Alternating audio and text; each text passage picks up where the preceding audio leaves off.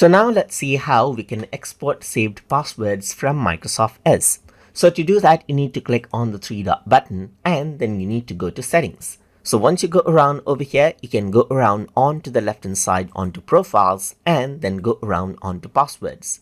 So once you go around onto passwords right here, then you can see that this is the email addresses for which passwords are saved. So what you can do is you can click on the three dot button over here to export the password, and then over here you can see that export passwords is an option.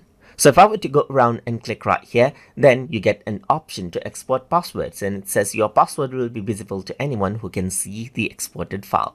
So if I were to go around and export passwords right here, then it opens up the Explorer window, as you can see, and in desktop you can simply go around and then export it. I chose desktop for example, but you can save it wherever you want.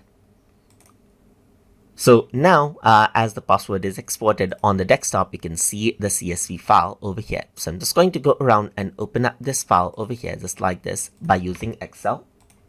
And over here, you can see the name right here, just like this. So you can go around and see the name, you can see the URL, and you can see the username, and you can see the password over here as well. The password is not encrypted, as you can see right here, and it's actually visible. So anyone who has access to the CSV file will be able to view the password. So you need to make sure that you keep this file secure.